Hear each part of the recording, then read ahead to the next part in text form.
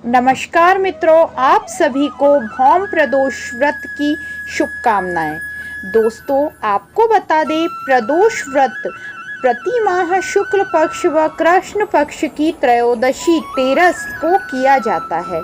विशेष रूप से प्रदोष व्रत मंगलवार को पड़ने के कारण इस व्रत को प्रदोष व्रत कहा जाता है। बात करें सितंबर महीने अर्थात भाद्रपद महीने की त्रयोदशी व्रत के बारे में तो 12 सितंबर 2023 मंगलवार के दिन प्रदोष व्रत किया जाएगा। इस व्रत वाले दिन भगवान शिव जी व माता पार्वती के साथ साथ हनुमान जी की पूजा की जाती है। पौराणिक मान्यताओं के अनुसार इस संसार में जो कोई स्त्री व पुरुष प्रदोष व्रत को पूरे विधि विधान व श्रद्धा भाव तथा विधिवत रूप से करता है, उसके सभी कष्ट दूर हो जाते हैं और वह अपने जीवन में सभी सुख भोग कर अंत में स्वर्ग लोक में स्थान प्राप्त करता है। ऐसे में आप प्रति माह प्रदोष व्रत रखते हैं तो लेख में दी गई कथा व पूजा विधि को पढ़कर आप अपना व्रत पूर्ण कर सकते हैं। प्रदोष व्रत का शुभ मुहूर्त। भाद्र महीने के कृष्ण पक्ष की त्रयोदशी तिथि का आरंभ 11 सितंबर 2023 रात्रि 11:52 पर हो जाएगा।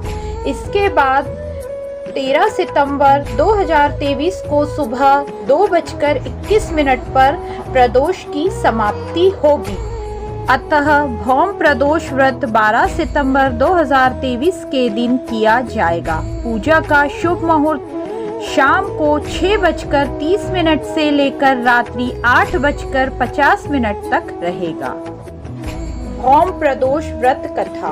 किसी समय की बात है, एक गांव में एक बुढ़िया रहती थी। उसके एक ही पुत्र होने के कारण वह दिन रात हनुमान जी की सेवा करती और अपने पुत्र को सही सलामत बनाए रखने की कामना करती रहती।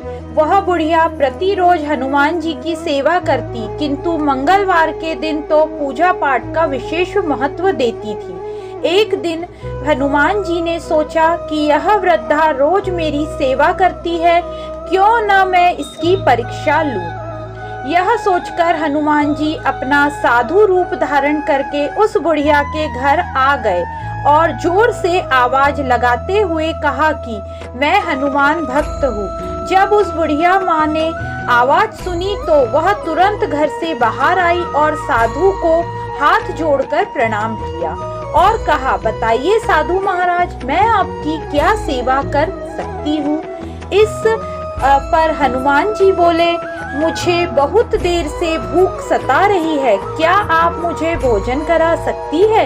यह सुनकर उस वृद्धा ने साधु महाराज को अंदर आने को कहा और आसन बिछा दिया, किंतु इस पर साधु ने कहा, हे माता, जहाँ मैं बैठूंगा वहाँ पर आप थोड़ा सा लीप दो। तो उस बुढ़िया ने लीप दिया।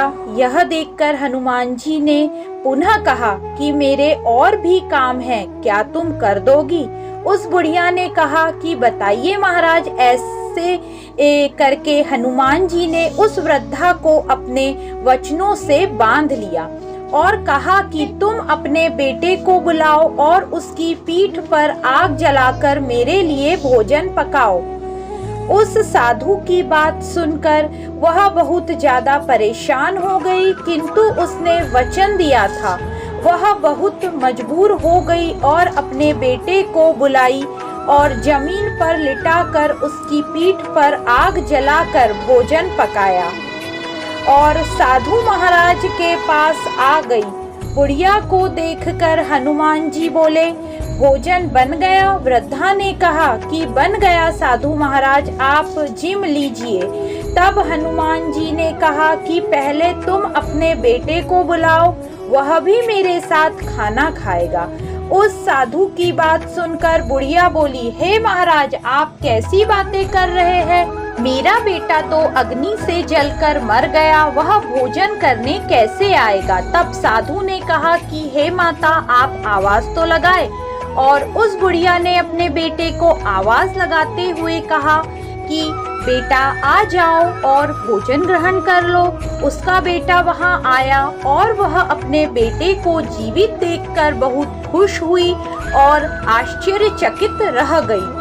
तब वह वृद्धा उस साधु के चरणों में अपना सिर रखकर बोली कि आप कोई साधारण पुरुष नहीं है, कृपा करके मुझे अपना रूप बताइए। तब हनुमान जी अपने रूप में आ गए। स्वयं हनुमान जी को देखकर वह वृद्धा बहुत खुश हुई और उन्हें प्रणाम किया। हनुमान जी ने कहा, हे माता, मैं तुम्हारी इस सेवा और भक्ति से प्रसन्न हूँ, मांगो क्या मांगती हो। तब उसने कहा कि हे भगवान, मैं तो मेरी पुत्र की सलामती चाहती हूँ। जिसके बाद हनुमान जी उसे आशीर्वाद देते हुए उसको धन दौलत सब प्रदान कर गए और उसके सभी कष्टों को दूर कर गए। प्रदोष व्रत की पूजन विधि। प्रदोष व्रत रखने वाली सभी स्त्री व पुरुष प्रातः काल जल्दी उठकर किसी पवित्र नदी में स्नान करें और साफ वस्त्र पहने। जिसके बाद सूर्य भगवान को पानी चढ़ाकर पीपल व तुलसी के पेड़ में पानी चढ़ाए। इसके बाद शिवालय में जाकर सबसे पहले भगवान शिव जी और माता पार्वती जी तथा गणेश जी की पूजा करें। उसके बाद हनुमान जी महाराज की पूजा पूर्ण विधिवत रूप से करें। पूजा में रोली मौली चावल पुष्प फल धूप दीप नैवेद्य जनेऊ चढ़ाकर पूजा करें। जिसके बाद अपने दोनों हाथ जोड़कर भौम व्रत की कथा सुने। तत्पश्चात भगवान शिव जी व हनुमान जी की आरती करें। आरती करने के बाद प्रसाद चढ़ाकर वहां मौजूद सभी में बांट दें। इसके बाद स्वयं थोड़ा सा प्रसाद ग्रहण करें। इस व्रत का पारण कर सकते हैं। इस व्रत वाले दिन एक समय भोजन किया जा सकता है। ओम नमः शिवाय।